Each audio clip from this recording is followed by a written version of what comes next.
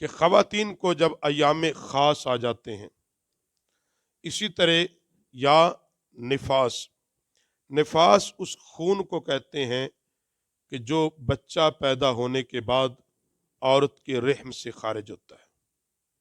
اس کو کیا کہتے ہیں؟ نفاس۔ اس کی کم از کم کوئی مدت نہیں ہے، زیادہ سے زیادہ مدت اس کی ہے 40 دن۔ کتنی ہے؟ ایک عورت کو بچہ پیدا ہوا اور اس کو صرف 3 یا 4 دن خون آیا، میں ایک مثال دے رہا ہوں، 3 یا 5 دن خون آیا اور اس کے بعد خون آنا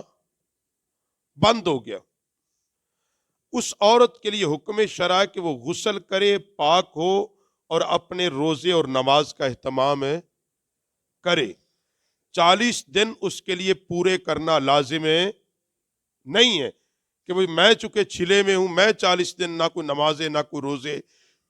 وہ کیونکہ ناپاکی ہے خون کے آنے سے۔ ناپاکی کس لیے؟ خون کے آنے سے۔ جو ہی وہ خون بند ہو چکا، اب نہیں آ رہا، تو اب وہ عورت غسل کرے، غسل طہارت، اور اپنے شرعی احکام کو وہ اگر جان بوجھ کے کوئی عورت ایسا کرتی ہے کہ میں چونکہ چھلے میں ہوں، ہماری زبان میں چھلے ہی کہتے ہیں اس کو، یہ 40 دن میں ہوں، لہٰذا اب میں غسل نہیں کرتی، میرے لیے روزے نہیں ہیں یا نمازیں نہیں ہیں،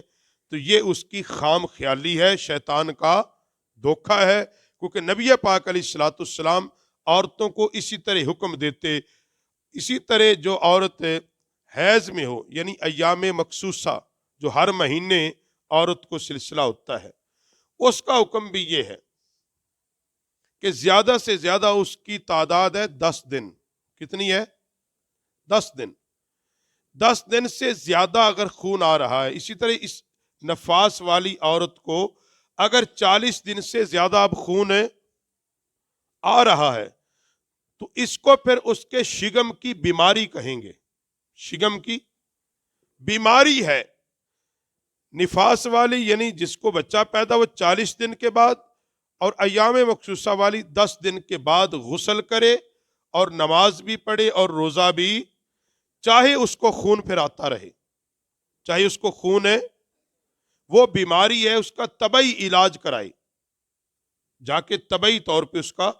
علاج کروائے۔ ہاں، اس کے لیے حکم یہ ہے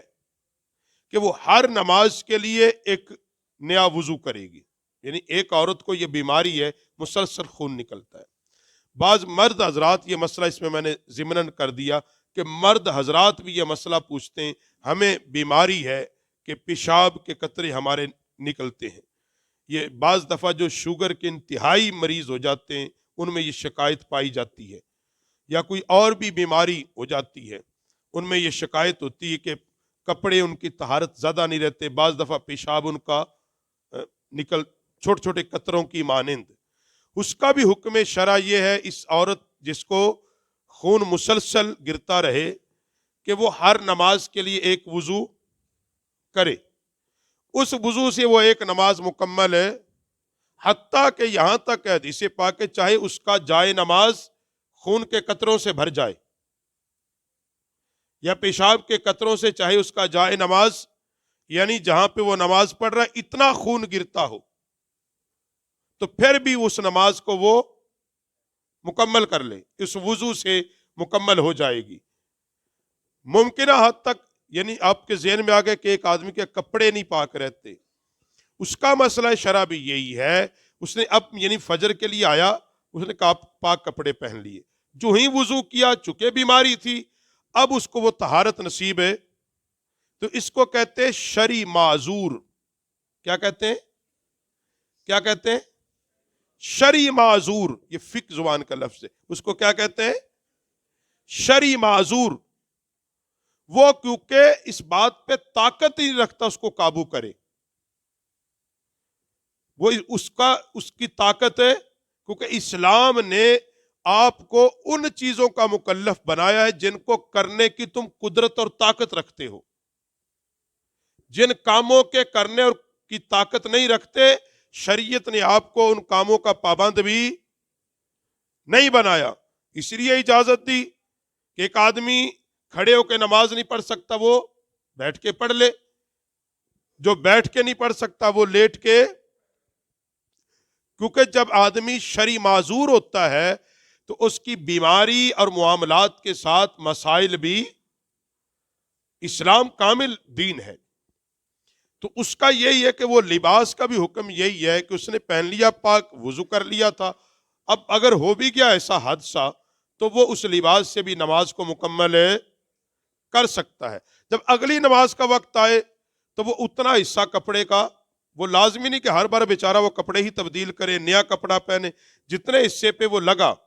یعنی خون کا قطرہ لگ گیا ہے یا پیشاب، اتنے حصے کو دھو لے، اتنے حصے کو دھو لے، وضو کرے، پوری نماز قرآن پاک تلاوت کر سکتا ہے، نماز پڑھ سکتا ہے، تسبیح پڑھ سکتا ہے۔ تو خلاصہ کلام یہ ہے، اس گفتگو کو گھروں میں بتایا کرے، اکثر عورتوں کو اس مسئلے کا علم نہیں ہے، یہ اس میں ہماری کم علمی کہ ہم بھی جا کے نہیں بتاتے، کہ ان کو بتائیں کہ اگر اللہ نے آپ کو اولاد دی ہے تو لازمی نہیں کہ 40 دن آپ نے براجمان رہنا بستر پہ، بس مجھ سے اب شریعت کی حدیں ختم ہو گئی، آپ کا خون بند ہو چکا ہے، خون نہیں آ رہا، جائیں غسل کریں، غسل طہارت، غسل کریں، نماز پڑھیں، اور روزہ، ان روزوں کی معافی۔ اسی طرح ایک عورت ایام مخصوصہ میں ہے، ہر مہینے جو عورت کا پیریڈ ہے وہ اس میں ہے، وہ لازمی نہیں اب 10 دن تک بھی میں چھٹی، 3 دن کے بعد، 4 دن کے بعد خون آنا بند ہو چکا ہے، اب وہ غسل طہارت کرے اور وہ نمازیں بھی پڑھے اور روزہ بھی رکھے۔